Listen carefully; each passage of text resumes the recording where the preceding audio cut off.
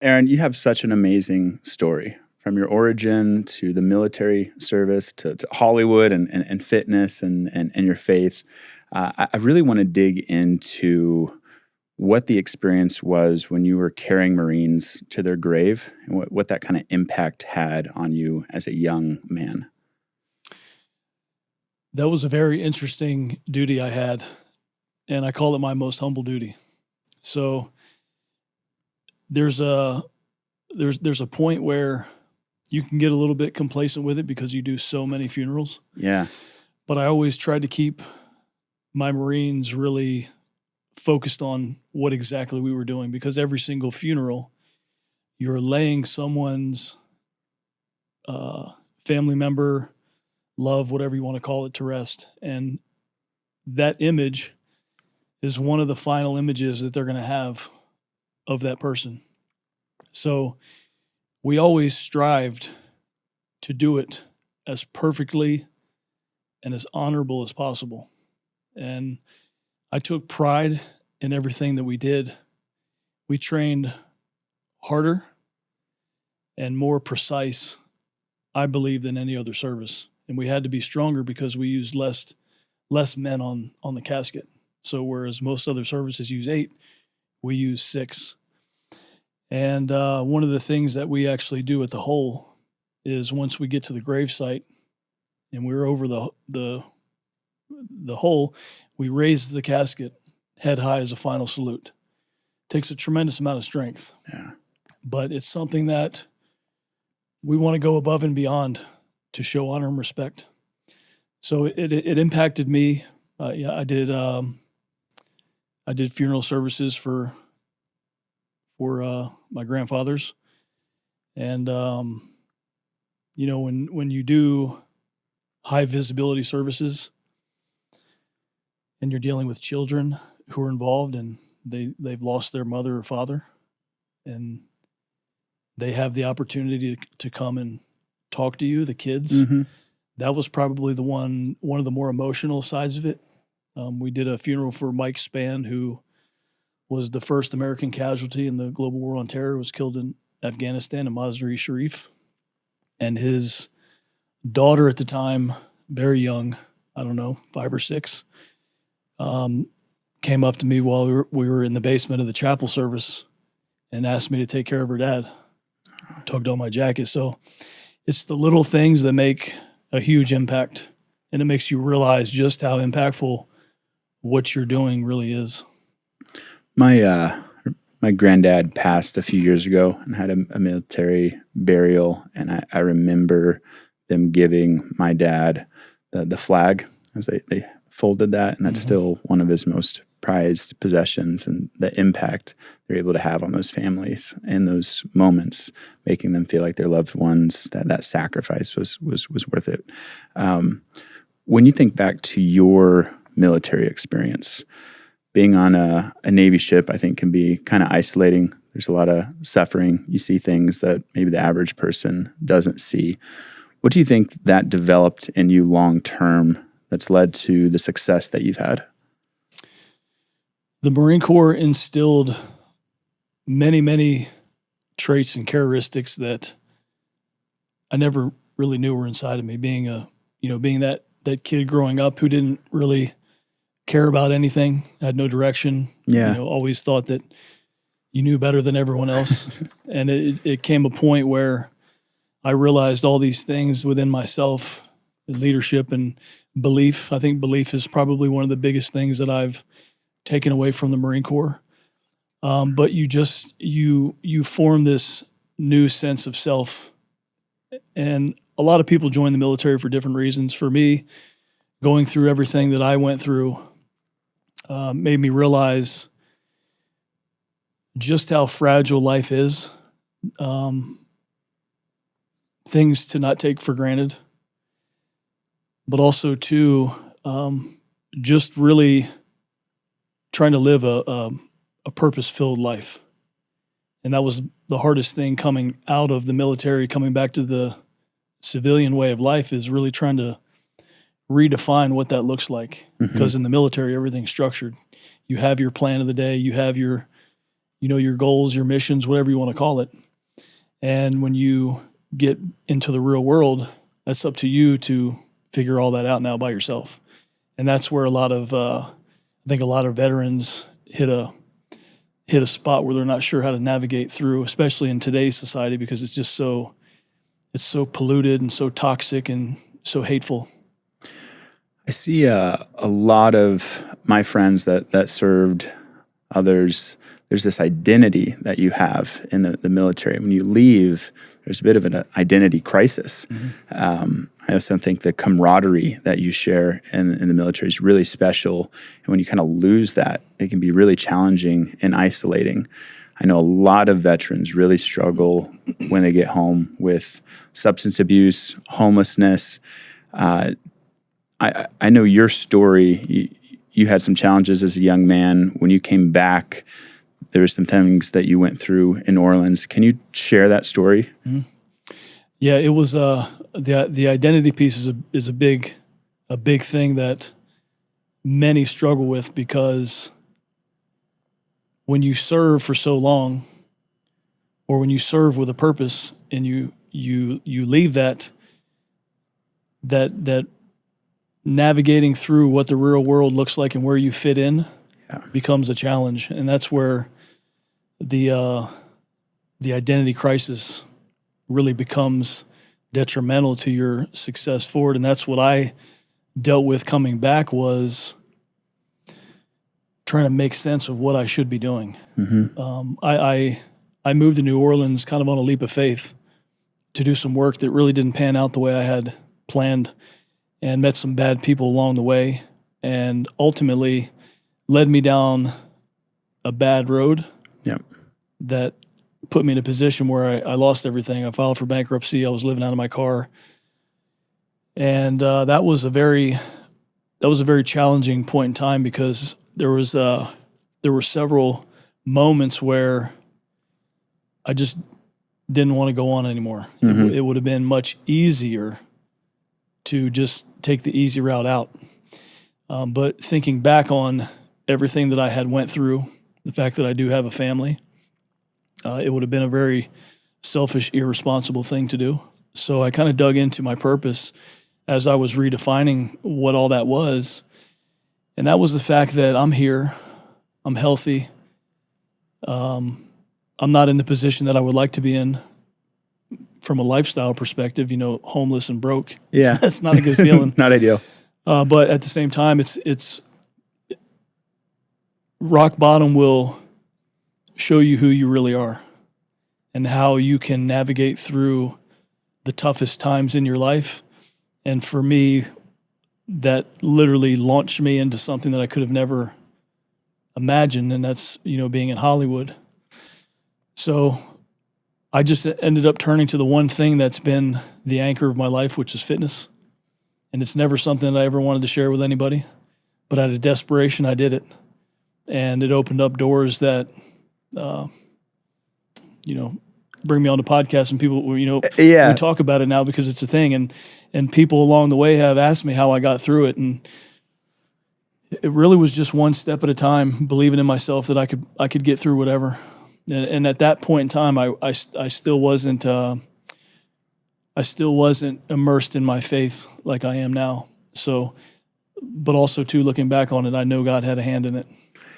Can use those experiences to really shape you. I look up to Viktor Frankl, Man's Search for Meaning. He talks about people find meaning through suffering, love, and service.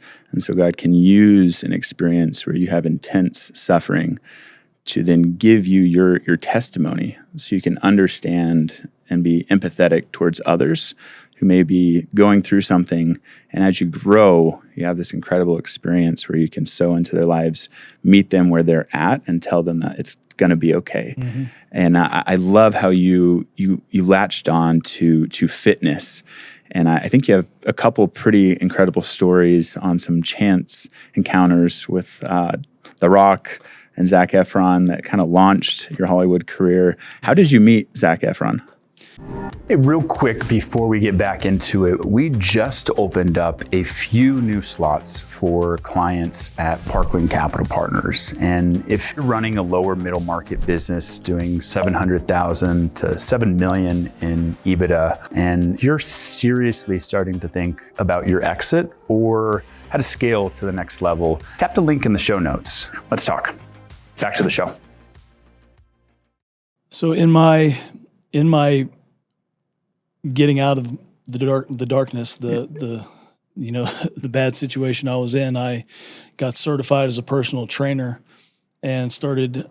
I basically came up with the idea that I'm going to use bodybuilding as a means of structure to give me something to wrap my mind around that can keep me moving forward. And I said I was going to win the Mr. New Orleans Regional Bodybuilding Show. I was going to promote health and fitness around the city. And I did both of those, and my name started circulating. I got certified as a trainer and used this 24-hour gym in uptown New Orleans, which at the time I didn't know. More films and TV shows were being shot there than anywhere else. Really? Yeah, so I say it's a destiny thing, a God's plan thing. But I had my Marine Corps collage type deal on the wall as my personal trainer photo, and Zac came in with one of his trainers to do a movie called The Lucky One, which is about a Marine Iraq veteran. So he saw my picture on the wall, and we started talking. Next thing you know, they brought me to set. I met the director and producer, and they said, we would like you to be his tech advisor and help him act like a Marine. Yeah. What a Marine would do in these scenarios, how he would act. And that was kind of our entrance into it. And then we worked together for several years after that. And that was kind of my entrance into it. I met some TV directors, some producers, but I got a lot of notoriety from the big names, Stallone and The Rock and Jamie Foxx and Brolin. It's crazy to think back on it when I talk about this, because it's still kind of surreal to me that all of it just happened, but at the same time, Hollywood is very, in my opinion, very empty, void, shallow place. Mm-hmm. So as cool as it is, when you're done with it and you go home, it's like, what is that really doing for your purpose, for your life? And for me, it wasn't doing anything. It was, it started affecting my ego in a way I didn't really like. And when you think back to your time in Hollywood, I have heard and seen, it seems like a place where so many people are chasing this dream. And there's these gatekeepers that are the Harveys of the world. And it creates this really hollow, shallow place with a lot of people that seem hurt inside. They're chasing that fulfillment. There's also probably not much of a spiritual connection in that city. Very little. Do you think that had something to do with driving you towards God? I would say subconsciously, probably yes, but not being aware of what was actually going on. I've just always prided myself on trying to be a good person, doing the right thing, helping other people. Even when I had nothing, my time was something that I could give. Mm-hmm. Granted, I hadn't always made the best decisions along the way. I've made mistakes. I've hurt people who were close to me. And COVID was the year that really removed me from Hollywood. And I think that was all by design. It brought me into the business world, which I was completely foreign to. I was military, straight into entertainment. Yeah. I had no sense of, business acumen. I knew nothing about business. But when COVID hit, it made me realize everything I was doing in Hollywood was revolved around Hollywood. I had nothing for myself. So once that was removed, it exposed everything. And that's when I started to get into the coaching space. But my faith, back to your question, I kind of got off track there, but my faith is very, very recent. I did a retreat down in Tijuana, Mexico, doing ibogaine. You did ibogaine? Yeah, and it really opened me up, and I say healed me in a way that there's nothing else I can think of that would have allowed me to leave there as a new person. Like the old person I was is back there in Tijuana, Mexico. But as part of coming out of that experience, I learned some of my shortcomings, which is, love, the ability to love and to be loved. Mm-hmm. And also to really paying more attention to self-worth. Like I'm so hard on myself. Anyone who knows me will tell you that I don't celebrate anything. I'm just go.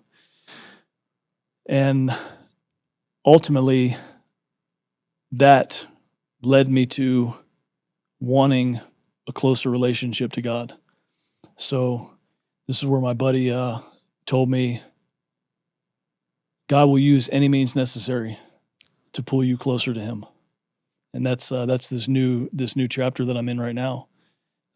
Very, very, very profound. But the ibogaine plant medicine is, I don't want to say it's a miracle cure, but it will show you things and make you feel ways and allow you to put pieces of your life together that you wouldn't be able to achieve any other way. It's incredible to see the forward progress that we've had. Governor Cabot with Joe Rogan. Yes, there's Rick Perry. Yeah, Rick Perry. Thank you. So I actually met him down in Tijuana. Really? Yeah, he was doing his third medicine, his third ibogaine journey, and it was really cool to hear him talk about it because he's talking about it from a scientific place where he's understanding just how incredible the results are. I mean, he did, when I was there, he was doing his third one, but after 2, doing brain scans, his prefrontal cortex has improved by close to 30%. So the neuroregenerative properties of ibogaine are mind-blowing.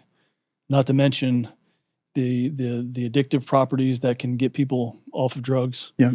The trauma, but also from the neuroregenerative aspects of people who have Parkinson's, Alzheimer's, dementia, things like that. So I'm really happy to see that things are turning to a place where it's getting more recognition now.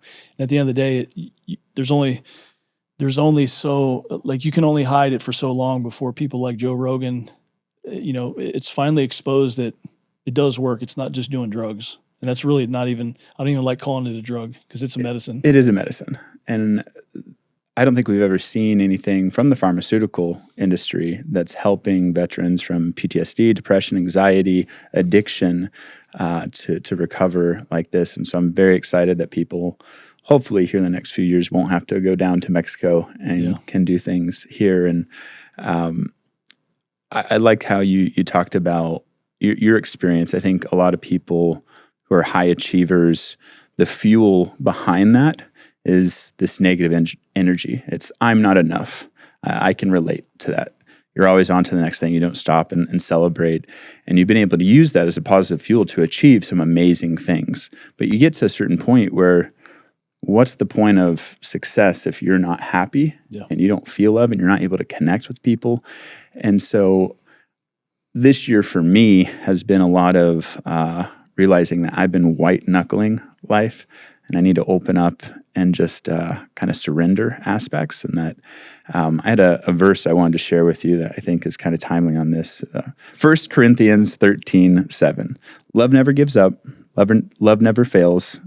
Is always hopeful and endures through every circumstance. When I think about that, that is that divine love from God, that every aspect of your life, when you look back, He was there, moving you forward. And it's fun to see your story here recently really embracing that. And I see that with your work and this passion for working with veterans and young men with transcendent health, and how impactful your fitness has been to your success and sharing that with others. If you think back to yourself in your 20s, when you're struggling, what advice would you give your 20-year-old self today? Enjoy life more. Stop taking everything so seriously, and make sure that you don't take your eyes off your family, because it's time you'll never get back.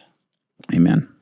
Prioritize those relationships. No one's ever on their deathbed saying, I wish I worked more. It's, I wish I spent more time with the people that I love. Yeah, I look back and I don't want to say I regret, because I don't like using the word regret, but I wish I would have acknowledged the more important things in life rather than what I was placing worth and importance on, which was really meaningless. And what you were saying, like when I look back to all the places He's had his hand in my life. I mean, 2017, I renamed my company because I had to, the film industry stopped taking LLCs. I created an S Corp and renamed it 2017, not realizing the name that I created, right? It was called Believe 33.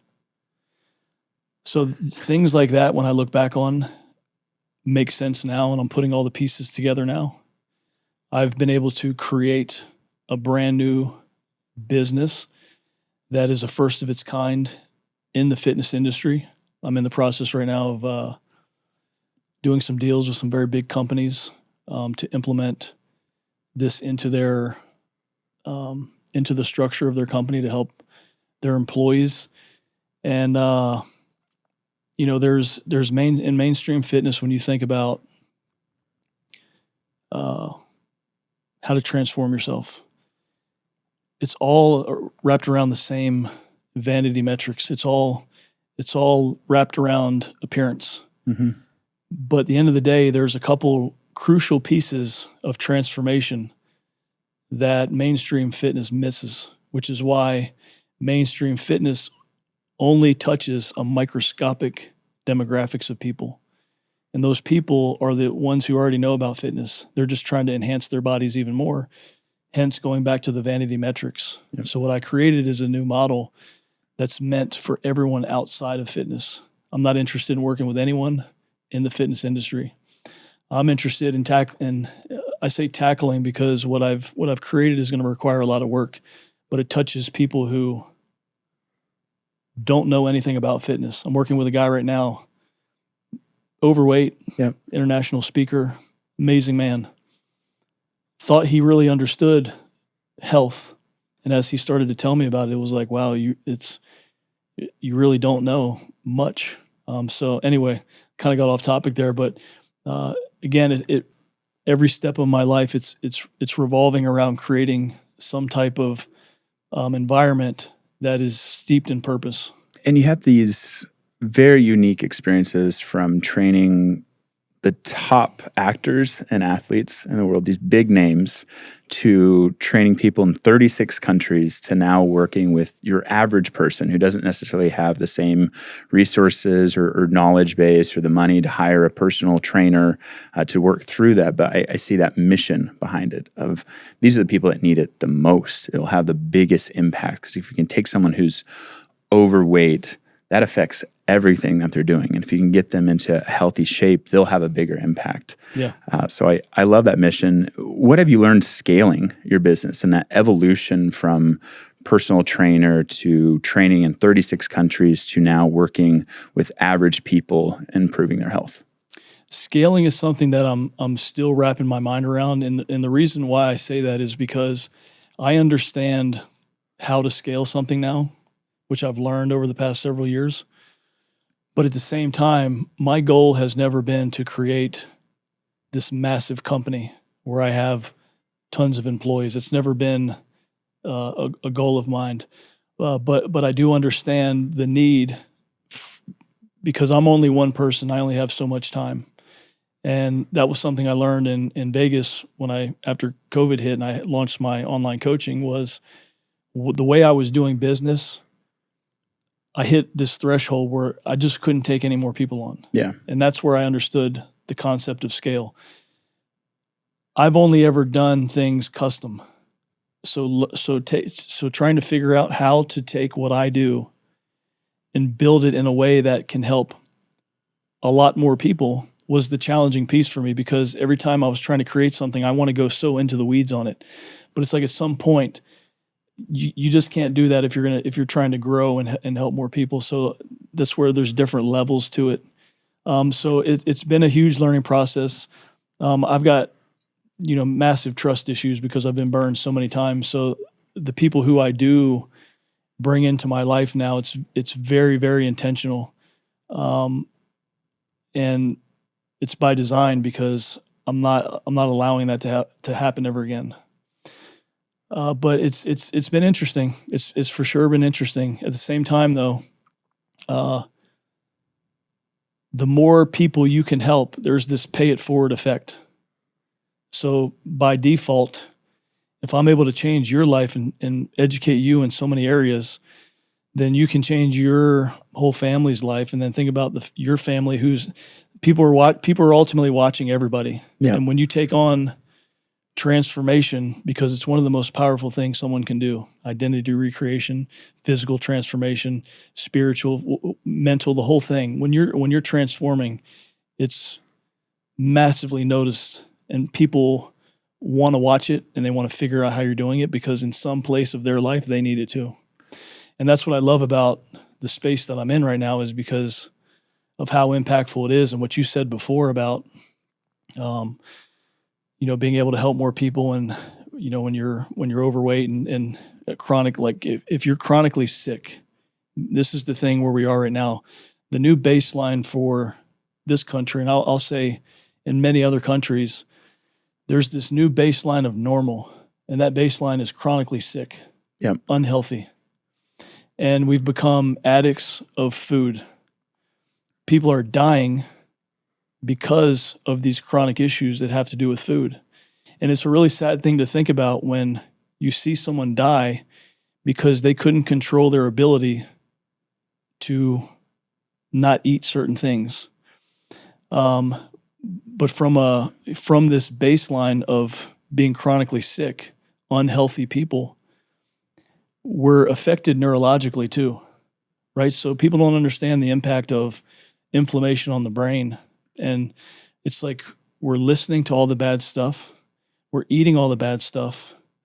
Our mind just starts to live in this negative place, which I believe is a big reason why there's so much negativity in this world. And I'm not saying it's directly because of food. I'm just saying this constant negativity feedback loop that we live in that becomes almost inescapable. We're attached to our phones. I mean, anyone who has a phone, if you've ever had to put it away for an entire day, or God forbid something happens to it, it breaks and you don't have access to it, you realize how connected you are. Yeah. So there's just there's so many layers to what I'm doing in terms of how I'm approaching this new chapter that I'm in. But I truly believe the more you can detoxify your body and become more healthy physically, mentally, spiritually, everything around you changes. You're going to look at things much differently. You're going to think back and question how you let that govern your life, how you let that control your life. So, it's a pretty cool thing to be into right now, which has tremendous meaning to me, much more than anything in Hollywood could ever have.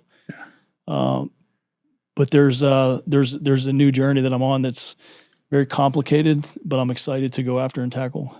I've heard you speak a lot about energy management, and I think that segues really well into protecting the inputs. That includes the people you surround yourself with, doom scrolling. Yeah. It includes what you're reading, the food that you're eating, how you structure your day. I want to go through maybe some practical protocols that have really helped you in a number of areas. And let's just start with mental clarity. One that's helped me a ton is very low investment, high return. When I charge my phone outside of my bedroom, it prevents me from doom scrolling for an extra hour before bed. Huge high return. Can you think of a practical protocol that you've implemented in your life to protect your mentality? And then we can talk about spirituality and fitness. A big one that can help a lot of people when you feel the anxiety coming on when you feel the irritation coming on, the feeling of being overwhelmed, stop for a minute. Like stop, take a really deep breath. Think about what exactly you're feeling and why you're feeling it. But if you give yourself a minute to detach from the emotion that organically wants to come on, whether it's anger, frustration, whatever it is, if you can take a step back and give it that pattern interrupt, it'll help a lot, because more than likely what's going to happen is you'll be able to take that deep breath. You'll be able to realize that what you're thinking and what you're feeling is really not as bad as you think it is. And then you can move back into it with a more rational mind. That's been a really big one, not only for myself over the years, but helping clients with as well. And also too, I mean, just getting outside, getting some fresh air and going for a walk. Getting some sun. Yeah. I mean, we sit under lights and in front of screens all day, every day. TVs, computers, fluorescent lights in offices. We were never meant to be stuck in these environments. I have been training my entire life. I've been an athlete, workout. I feel like I've hit a bit of a plateau with my fitness. I'm trying to look like you, but I don't have the mass. So what would be some practical advice that you'd give me? You've transformed people from your average Joe to The Rock and Hollywood actors that have put on massive amount of weight, lost tons of fat in a very short time. How are you able to do that? And how could I try to have a transformation of my own over, let's say, the next 6 months if I wanted to put on 20 pounds of lean muscle? Structured movement, and movement means the cardiovascular protocols that you have, whatever you're doing from a heart health standpoint, right? So like zone 2, zone 3? There's high intensity training. There's low intensity, training or steady state cardio. And so being able to modulate between both of those is highly effective. Being able to have a structured routine to follow for weights. And not everyone wants to lift weights, but I do recommend at least once or twice a week to go in and focus on hypertrophy, because muscle is more important than you can possibly imagine. So the more muscle you have, the better everything in your body is going to be. Your immune health, your ability to burn fat, your ability to, eat more of the foods that you want to eat. Nutrition is a tremendously big one, because right now we're slaves to convenience and comfort. If you can take a step out of that and realize that food is really a fuel source, and if you can reframe your mind around that and live by, let's just say, like an 80-20 rule or a 90-10 rule, 80% really clean. Yep. 90% really clean, and 20 or 10% with whatever you want to eat. You can live life, have fun, and stay healthy. Sleep is a huge one. Sleep is where all the magic happens, right? It's when your body's repairing itself. It's when your brain's repairing itself. And we like to use lack of sleep as kind of a badge of honor. Yep. So focus on sleep. Regulate your stress. So if you're getting up early in the morning, you're going to the gym straight out of bed, you're training fasted, you're in a caloric deficit, your capacity for handling stress is so high that that's become your new normal, and then you're not sleeping on top of it. So what you're doing is you're stacking stress all day long. Your body's sending you signals, but you don't know what those signals are because you're disconnected from your body.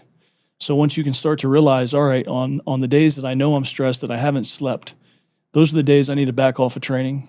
I need to make sure I focus on getting to sleep earlier at night. And this is where the concept of sometimes less is more. I would say those are probably some core ones that could help a lot. If you can just dig into those a little bit more, like do a self audit of your own life and figure out where you're in those gaps, it'll help. What's on your wrist? Is that a Whoop or? Yeah, it's a Whoop. Is it Whoop? Yeah. Giving yourself data to track actually being able to see the strain and kind of what zone that you're in, seeing your sleep performance, how has that affected your workout consistency?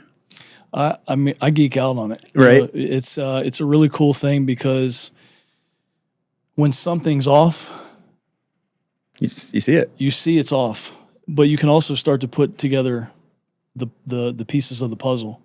So you can see what happens when you don't sleep, when you do train too hard and you're under recovered, when you've eaten too little, like all that stuff will show up in your data. And then when you correct it, it'll also show up there too, so you can kind of see. And I say, when you have those really good days where the data shows really like you slept good, everything HRV, everything's on point. What did you do that day prior? So start figuring out those things. Start making that list of all the things that put your data in the right place. I just say it's a cool tool to have. I don't say, put so much stock in it that becomes your life, because some people can get overly addicted to the data. Mm-hmm. I just say use it as a reference guide. Yeah, I think that's a good rule of thumb. I've always been fairly lean. When I was in high school, I was so skinny, and I've had to really work hard to keep mass on. And I've leveraged supplements like Carbolin and dextrin powder for additional carbs, try to hit the rice aggressively. You have some pretty impressive size. You've transformed people's size. When you're looking at functional lifts, everything from technique to hypertrophy sets and reps to failure, what are key things that people get wrong? I would think of maybe how quickly someone is doing the motion, time under tension. I say from a training perspective, time under tension is a really good key concept. But at the same time, I think explosive lifting has a place. Okay. I think doing slower tempos has a place. It's using a mixture of all of it. But if there's one thing I see people doing wrong, it is I call it doing junk volume, where it puts you in the place where you're just kind of mindlessly going through the motions. Mm-hmm. And you're just going set after set after set after exercise after exercise after exercise. And then the primary thing I see wrong on nutrition, well, obviously eating the wrong things, but also too is not eating enough. People have the concept that they're eating enough. And when you really break it down, 9 times out of 10, they're not eating enough to support the goals. The nutrition is always going to dictate the training. So you can train all day long as much as you want, but if your nutrition is not sound enough to support the training you're doing, then you're wasting a lot of time in the gym.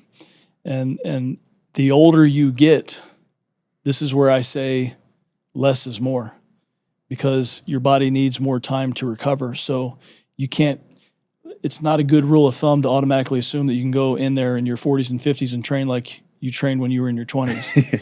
and a lot of people just, have that mindset and want to do it, me included. Yeah. And it's one thing that I tell a lot of my older clients right now is like, let's test this. Let's take the next 2 weeks. Let's back off of some of the training. Let's focus a little more on recovery and sleep. Next thing you know, they're feeling better. They see their body changing all of the sudden when they've been stuck in this plateau. So they're, yeah. I think about my life, habit and environment designs to make things as easy as possible to stick towards the habits are best for me. As the day goes on, it's easier to eat the cookie and get the junk food. And so for me, meal prepping has been a massive game changer to sticking to that 80, 90% clean diet, where if I have healthy food that I just have to heat up, it's easy to stick to it. If I have nothing, it's very easy to go to In-N-Out and get 3 double-doubles animal style and pig out a little bit. When you think about designing environments for clients or yourself, are you a big component of meal prepping? Massive, yeah. What you just said, environment, lifestyle, identity, these are all things that go into one of the main pillars that I have into this new model that I was describing to you, because that in itself is what starts to tap into some of the missing pieces of why people fail within the realm of transformation, is because they're not productively setting themselves up in a situation that will allow them to maintain progress over the long term.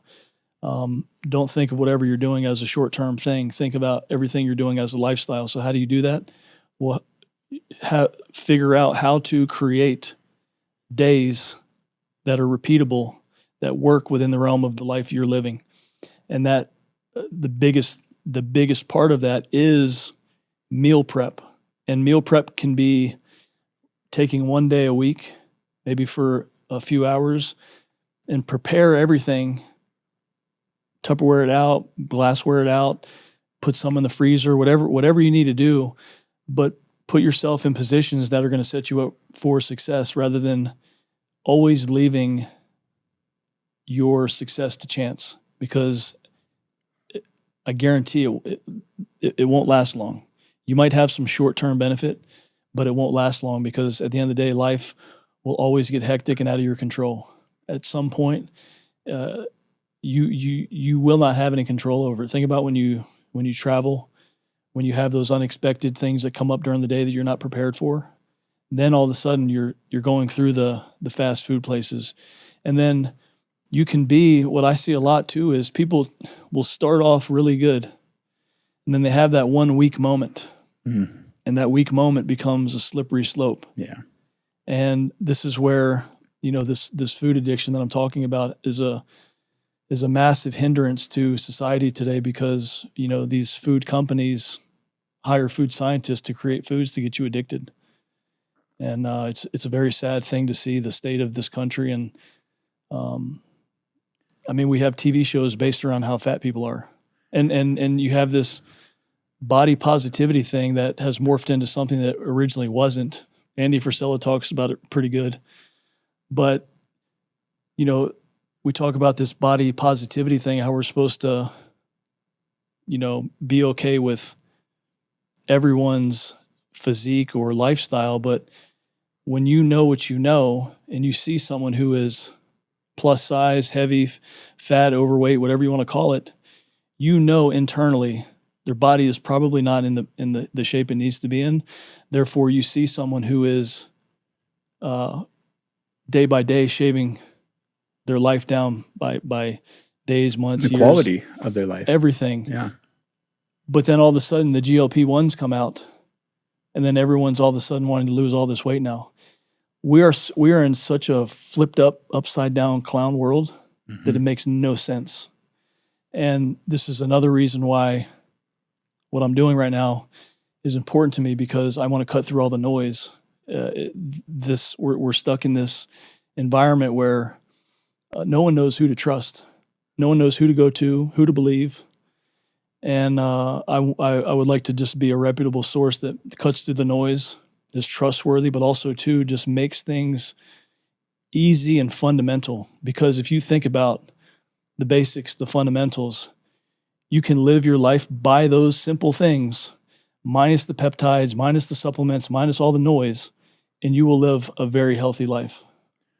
You don't need all the cheat codes. I think our society has almost intentionally, in ways, created a sick population, whether that's profit or inverted incentives. Oh, yeah. But I do see people like you that are speaking a message of wellness care, the preventative, everything from sunlight, fitness, nutrition, the basics.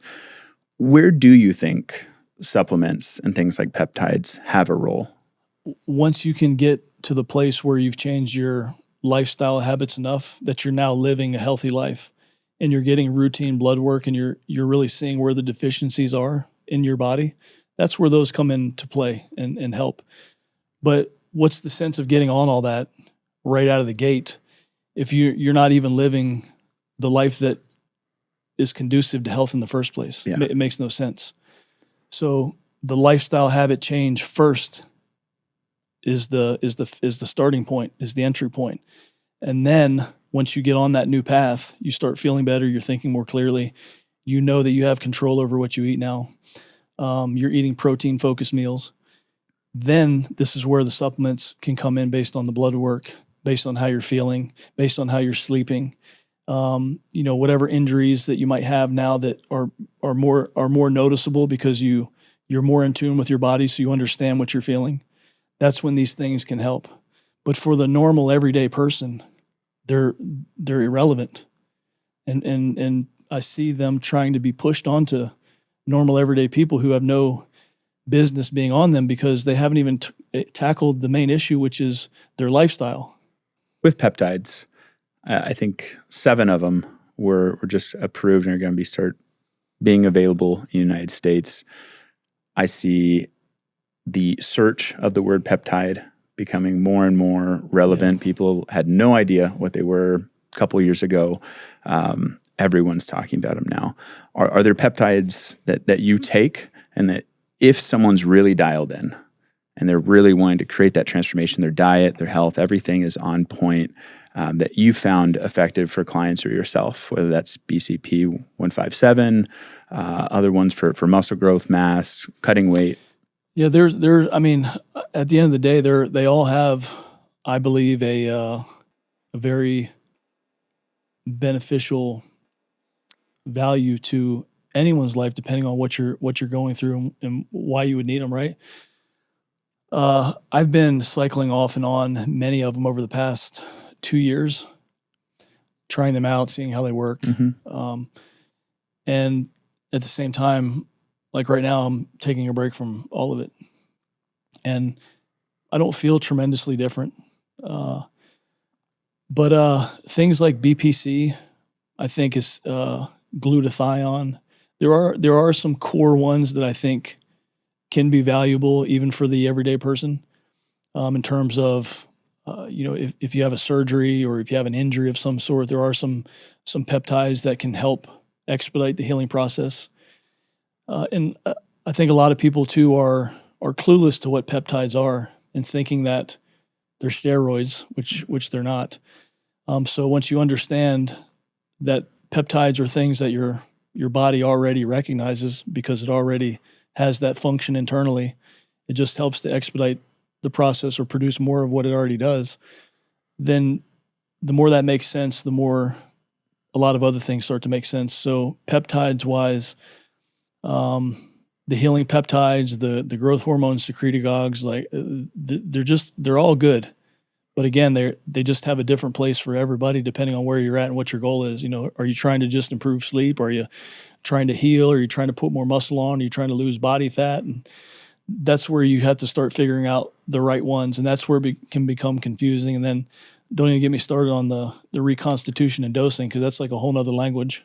A whole nother subject. Yeah. If you're planning to look at that, let's start with a doctor and have them help you. Do it the right way. Don't go over to your neighbor and, listen to his bro science way of doing peptides. It's if you want to do it right, it's best to start with a professional or a clinic. That way everything is medically supervised.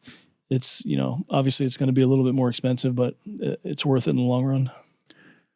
When you think about men's health, I've seen testosterone levels dive over the last several decades, whether that's microplastics, the food that we're eating. Are there things outside of just doing your blood work that you've done to maintain hormone health? Well, if you really want to optimize your hormones naturally, you really have to think about going back to the foundational components of what we've been talking about, and that's lifestyle. Yeah. Eat the right foods, high quality, single ingredient foods, get sleep, keep your body fat low, exercise hard, and ultimately put muscle on, because that's going to be a huge determining factor of just how healthy your body can actually be. There are some certain foods that you can eat that might help, trend in the direction of helping you become stronger, which is ultimately the effect of your testosterone. For me though, that's always been the foundation of it all. Is I'm a huge protein guy. People don't understand, especially as you get older, what happens when you start to lose muscle mass. You see a lot of older people start to really get lean in the legs, low muscle mass in the legs, and that's when quality of life really starts to go down, which is why if there's anything you can do when you're older, if nothing else, focus on, whole body training, or at least focus on keeping your legs strong, because that's your foundation. Once you lose your foundation, you're in a bad spot. We have this thing called anabolic resistance. The older we get, where your body has a harder time maintaining muscle mass, but also to the process of using the protein you eat, converting it. So typically you need to eat a little bit more the older you get. And I'm sure that clip somewhere would chap someone's ass to have a controversial conversation about it. But I just look at muscle as such a huge thing in life, a very important thing in life. And I've always been a guy who has eaten at least 1 gram of protein per pound of body weight. Sometimes I've gotten up to 2. Wow. But I was 160 pounds when I graduated high school. When I was a body bearer carrying caskets, I was eating around the clock for over a year. So basically 24/7. Even in my sleep, I would have alarms set where I would get up and eat. Like, I was so focused on getting bigger and stronger, and I looked at it as part of my job. I looked at it as another job, really. And at the end of the day, it worked. I got stronger, I got bigger, and I say muscle is everything you want and more. Not realizing how much benefit comes from having a really solid baseline of skeletal muscle. Yeah, talking about that lean muscle mass long term, like that ability to squat, crazy associations with longevity. Sprinting has a high correlation with maintaining healthy testosterone levels. And then I think about, for myself, I use something called Function Health to do blood panels. And it gives you really practical protocols, supplements, and food and lifestyle changes. And so things like, for me, sardines, healthier fats like walnuts and pistachios, and then I pretty much live off eggs and chicken. Yeah, so much eggs and chicken. Eggs. I probably go through.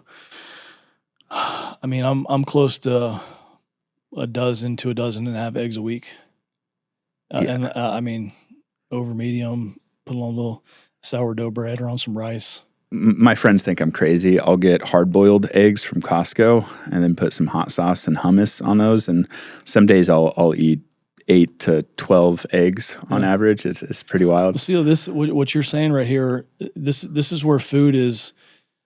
It's a really cool concept, because we're looking at it from being able to eat things that actually taste good, that we like, but that are also actually good for us, that help put our life on the right track. And that's a big thing, because what you like to eat is different from what I like to eat, and what I like to eat is different from what someone else likes to eat. So the key is to understanding the core concept around the right foods, single ingredient, highly nutritious.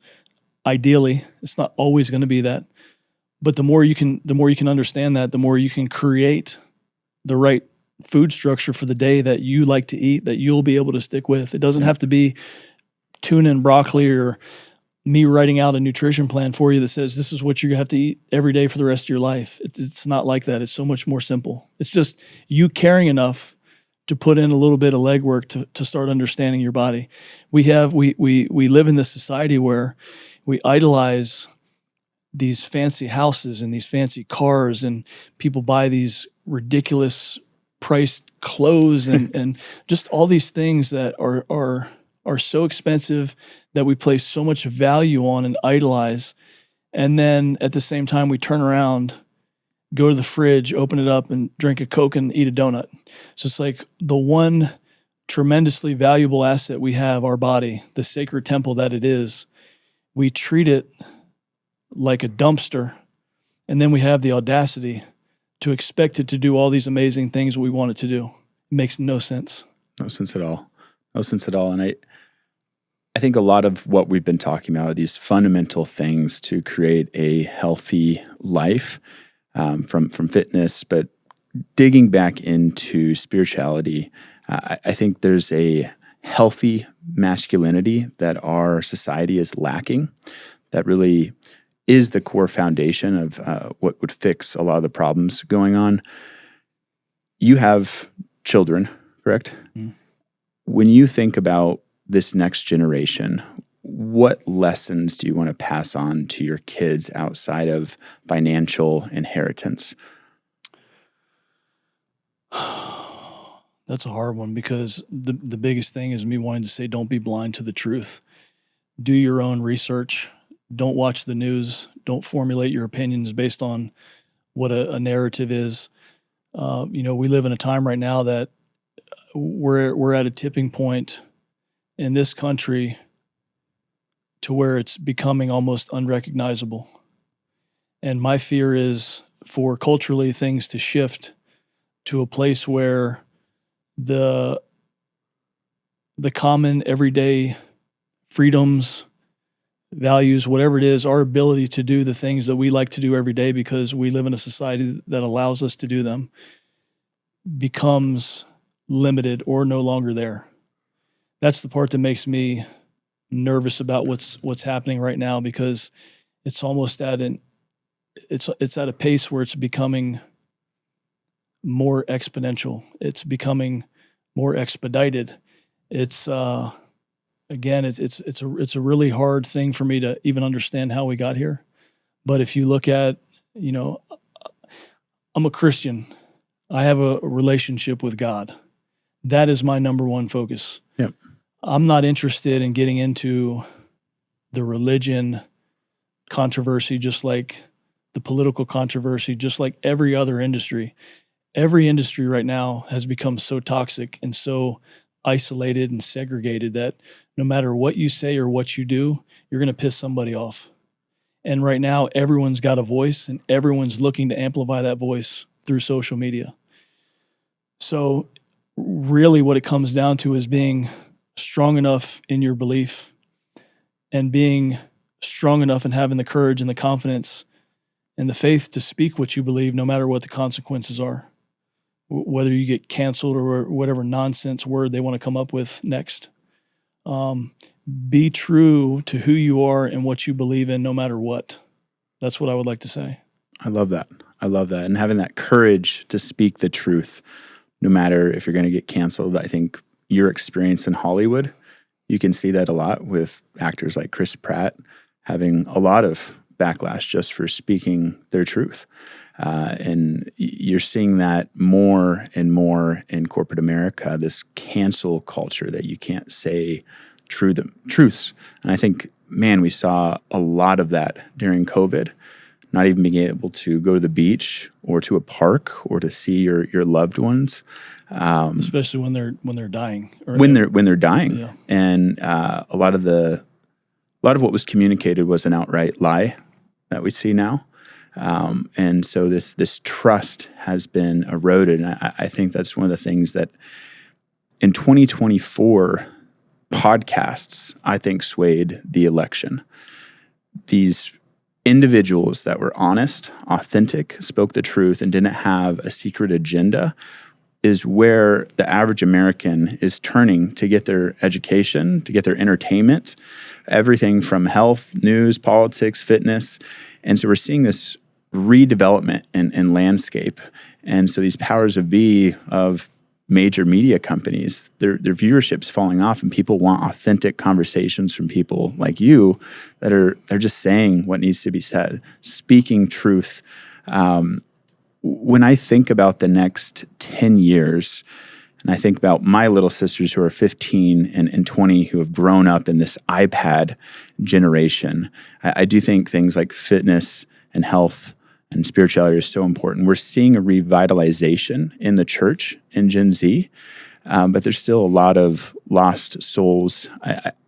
I want to end on homelessness. I don't think homelessness has ever been this bad, especially with veterans. A lot of them are just lost. Governments are giving out drugs and needles.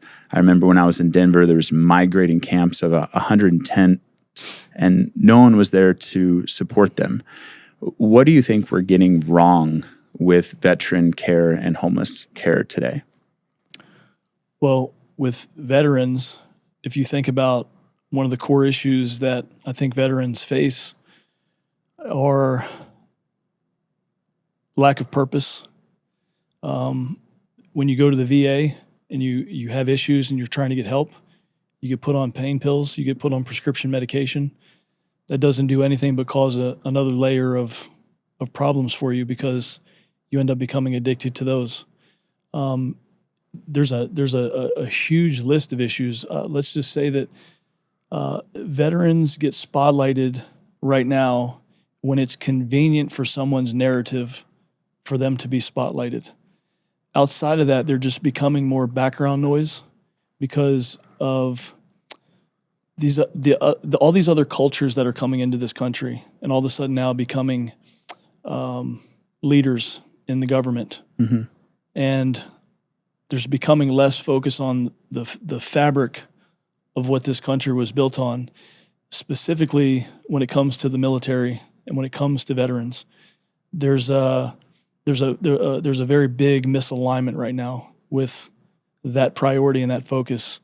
And like I say, it's only used when it's good for someone to use it. And outside of that, it's just left out in the wind until someone with a name highlights it, like Joe Rogan or, Tunnel for Towers or whatever it is to really bring awareness to it.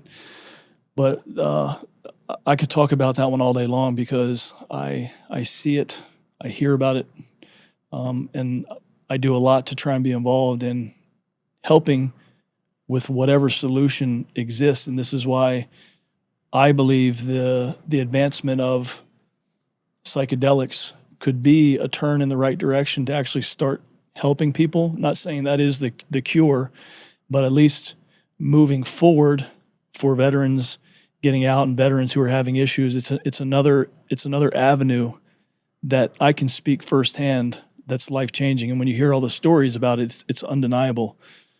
But let's stop wasting money on all these nonsensical BS initiatives that have no impact on this country and what we're dealing with right now. So let's put some of that money where it could benefit veterans in these states and counties and overall the country.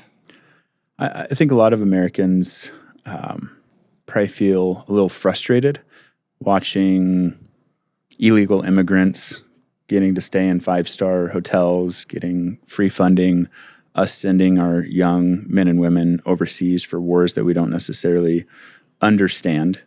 But at the same time, I'm still very hopeful. I see a lot of really hardworking, inspired Gen Z young men that are dialed. I see hope in things like ibogaine and some of the advancements in technology. Selfishly, I want to ask you on advice from a relationship standpoint. I'm single, haven't done a lot of relationships very well. I've made a lot of mistakes.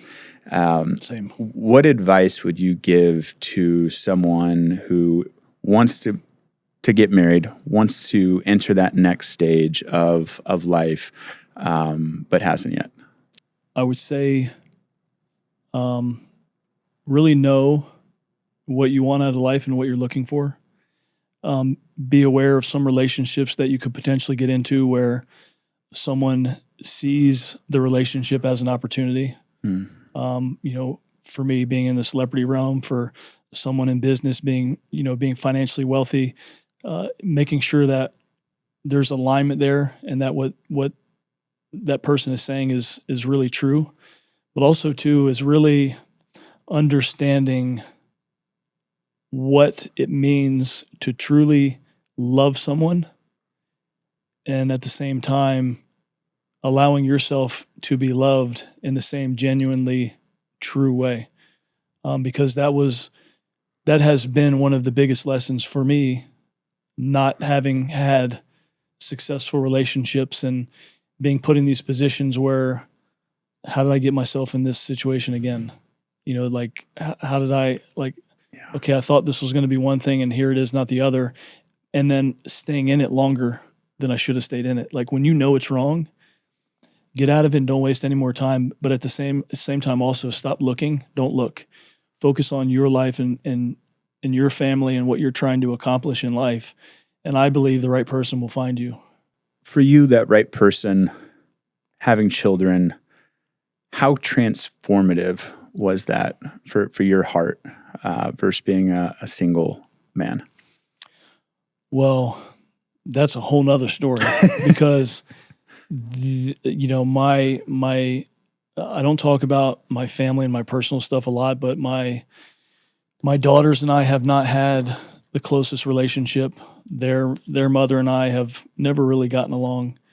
There's been a lot of issues in that relationship and things that happened that shouldn't have happened, and it led me to a place where I became really numb emotionally to relationships, and which has ultimately led me to having more bad relationships. And then you also understand from the perspective of what you know relationships to be based on what you grew up seeing. Yeah. I think that's a really important one too, to step back and think about that. Do you want to have the type of relationship that you had when you were a kid? And if you don't, then what does that look like? Because that's a good that's a good perspective to have. But yeah, I'll leave that one as that one because I could that's a tough one for me. Where I'm at right now in this relationship I'm in right now is something that has recently happened to the point where I'm able to speak about this now in the way I'm speaking about it because I now understand more than I ever have.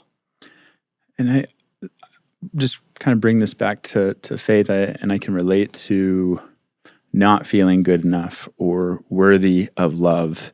And then that creates this expectation of things are going to go wrong. And you kind of generate that because of it. You're looking for everything. And I've ruined a lot of relationships because of that. And I've also gone into relationships from a place of a lot of ego and selfishness, where it's what can you do for me? Mm-hmm. You're not doing this right. Instead of from a place of sacrificial love, of how can I take care of you regardless. And I've beat myself up a lot over that, but I think God's really worked on my heart to say, I can use all things for good. And these wounds and scars can be something that I can use to transform this next relationship and give you this intimacy and depth to have a bigger impact. And Aaron, I got to tell you that your journey is beautiful, and I see God's hand in every step of it, and I see the massive impact that you're having on lives. I just want to thank you for what you're doing, and I thank you for speaking truth into a society that's scared to speak. And I appreciate your time, and very excited to continue and watch your journey. So thank you. I appreciate it. And thank you for coming on. I appreciate you. Thank you.